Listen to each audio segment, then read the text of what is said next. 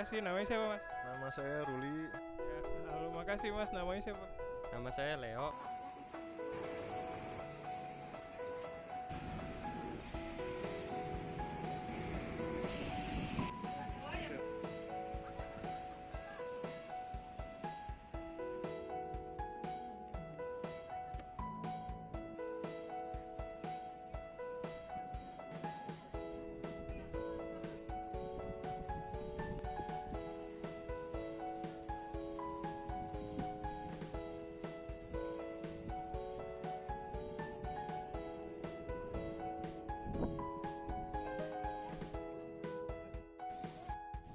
Dipanggilnya apa?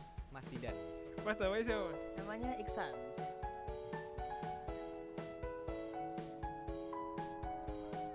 Halo semua, apa kabarnya? Semua pasti sehat ya? Minggu kemarin tiba-tiba ada alumni yang hubungi saya. Dia bilang mau ketemu dengan saya di kampus. Pas ketemu dia kasih saya bungkusan plastik besar warna merah. Ternyata dia kasih saya buah-buahan. Katanya itu tanda terima kasih dia ke saya. Sebenarnya saya ngerasa nggak enak terima sesuatu dari mahasiswa atau alumni.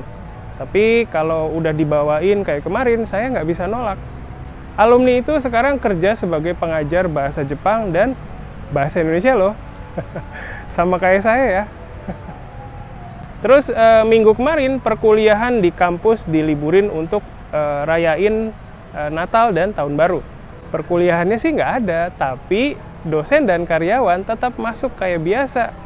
Kebetulan anak-anak saya juga libur, jadi saya minta izin untuk kerja secara online ke atasan. Saya pikir bakal ditolak, ternyata boleh. Jadi dari hari Rabu, saya putusin untuk pulang ke Cirebon. Istri dan anak-anak saya seneng banget.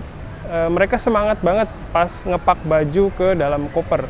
Saya ambil kereta yang berangkatnya malam, jadi pagi dan siangnya saya masih bisa kerja dulu di kantor. Oh ya, sekarang di Indonesia ada mainan yang lagi ngetren loh. Namanya lato-lato.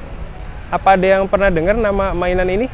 Sebenarnya ini bukan mainan model baru, tapi mainan lama yang ngetren lagi. Mungkin di Jepang juga ada kali ya. Mainan ini terkenal lagi gara-gara video di TikTok. Saya juga coba main lato-lato ini, tapi susah banget loh. Kalau untuk bagian awalnya sih saya bisa, soalnya cuma perlu goyang-goyangin tangan aja. Tapi kalau untuk bagian selanjutnya itu susah banget. Bagian yang paling susah adalah goyangin lato-lato supaya berbenturan di atas dan di bawah tangan kita. Ayo, kalian kira-kira bisa nggak ya?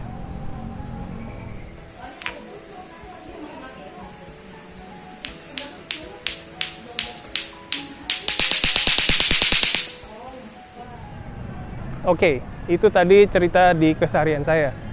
Mumpung ada di Cirebon, di video kali ini saya mau ajak kalian jalan-jalan dan kulineran ya.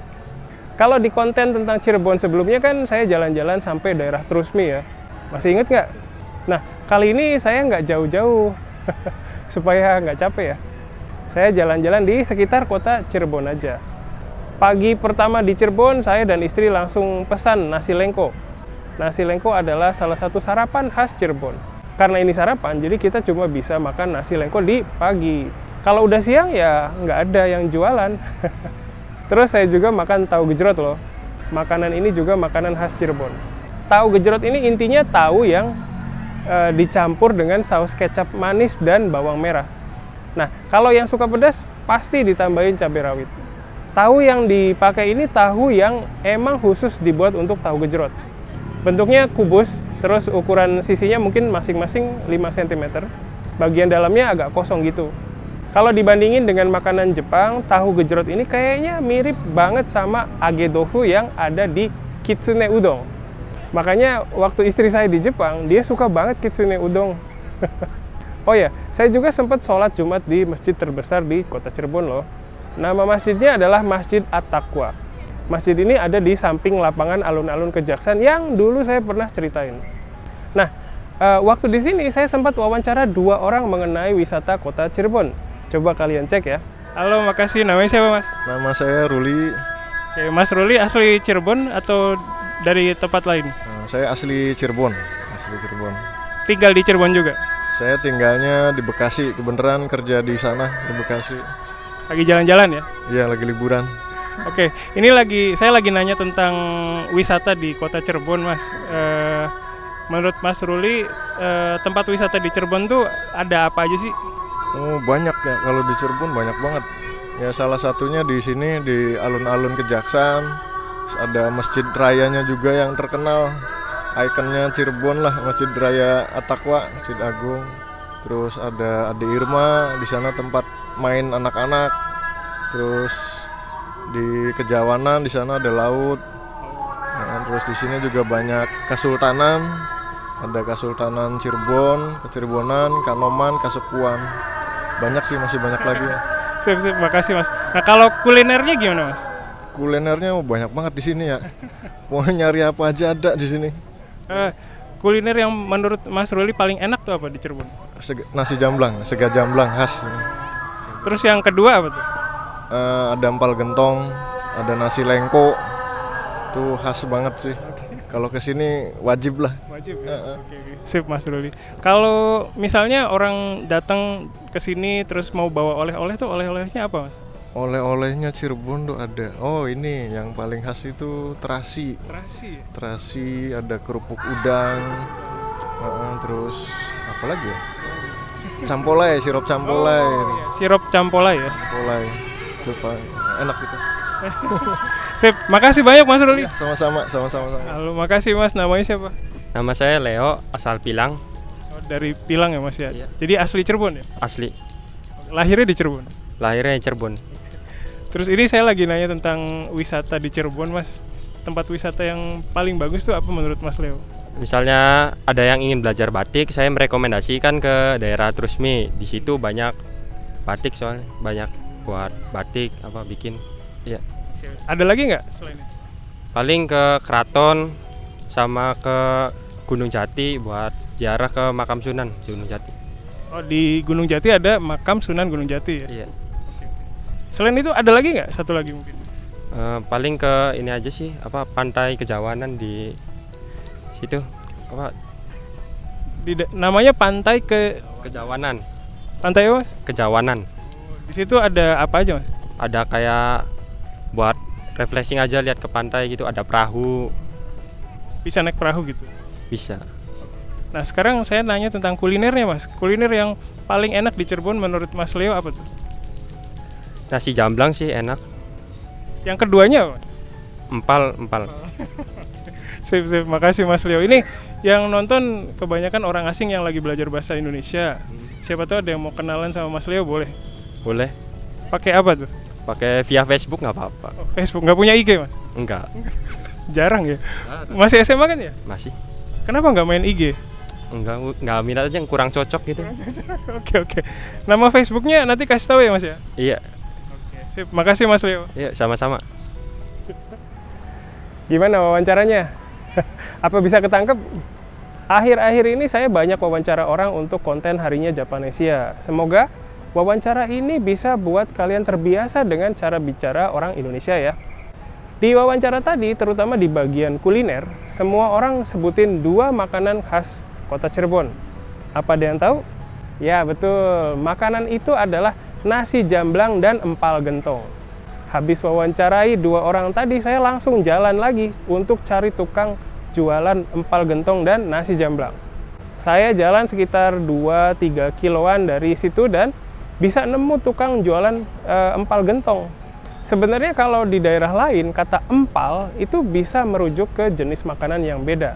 Kalau di Cirebon, empal adalah makanan sejenis soto yang isinya daging dan jeroan sapi. Kalau makan empal, kita bisa pilih temannya. Bisa pakai nasi atau lontong. Kalau saya sih lebih suka lontong ya. Terus namanya kan empal gentong. Jadi masakan ini dimasak di dalam gentong. Gentong adalah semacam wadah besar yang terbuat dari tanah liat.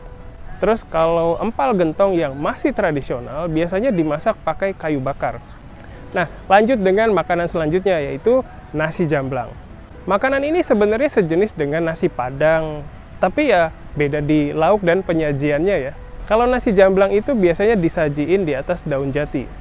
Katanya sih daun jati ini bisa bikin makanannya awet. pas makan nasi jamblang kalian jangan sampai enggak makan sambelnya ya.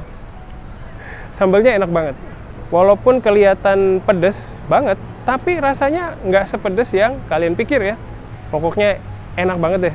Kalian harus coba ya sambelnya ini. Pasti ketagihan. Jalan-jalan saya belum selesai loh.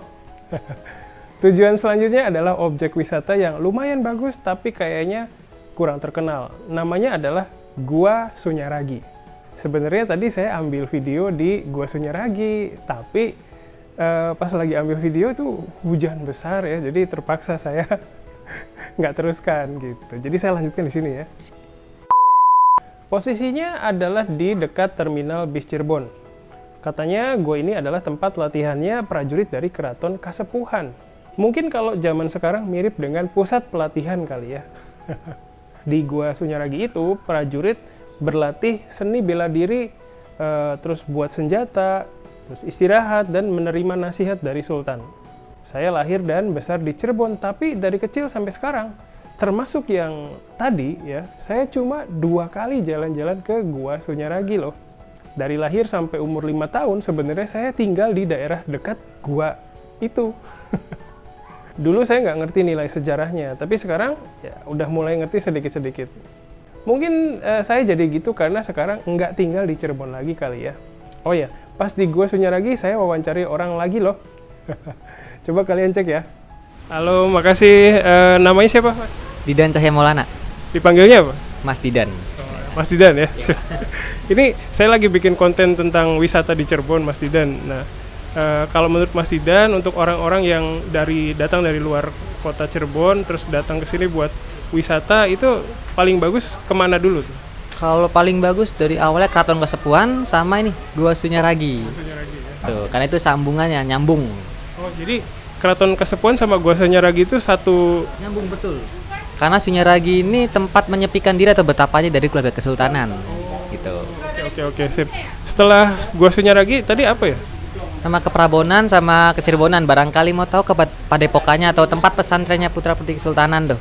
Itu di situ.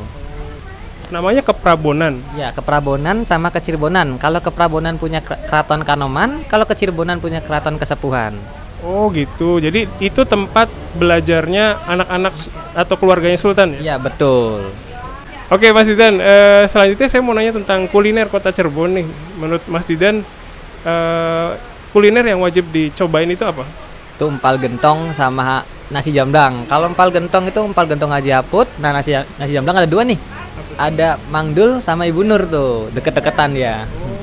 Oke, Mas Didan, ini yang nonton kan kebanyakan orang Jepang yang lagi belajar bahasa Indonesia. Nah, siapa tahu ada yang mau kenalan, terus datang ke sini gitu, mau minta diantar sama Mas Didan, bisa ya? Bisa dong. Ngehubungin Mas Didannya gimana? Pakai IG? Oke, bisa pakai IG. Ada IG-nya ya? Ada. Oke, nanti kasih tahu saya IG-nya ya. Siap. Makasih Mas Didan. Ya, sama-sama. Oke, makasih.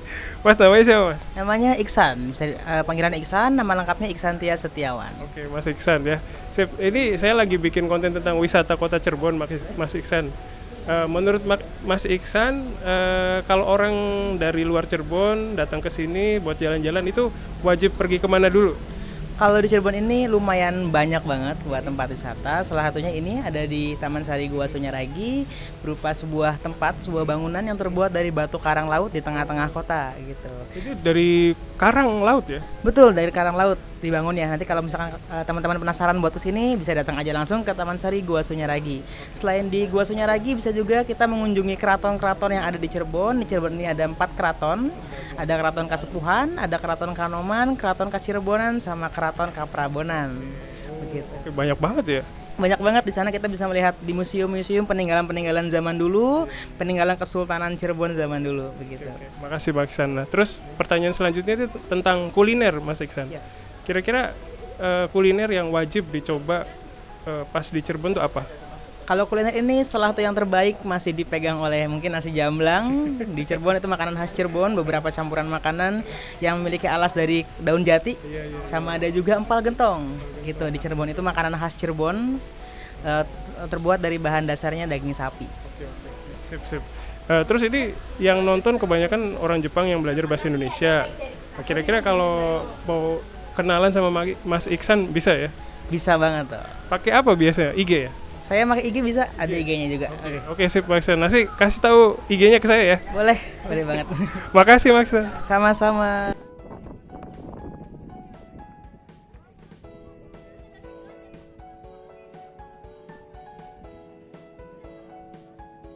はい、ここからは日本語で話します。今回の動画でチェルボンを回ったり、チェルボンのグルメを楽しんだりした経験について話しましたけれども、いかがでしょうか。前回の動画を見てチェルボンを訪れたハリニャジャパネシアの視聴者の皆さんがいらっしゃるようでそれを聞いてすごく嬉しいですね。ぜひチェルボンに遊びに来てください。さて、今回も日記に出ている単語についてお話ししたいと思いますけれども、その単語はボレです。この単語について知らない方いますかね。便利ですし、それで早い段階で導入されますので、知らない方はいないかなと思いますけれども、そうでしょうか。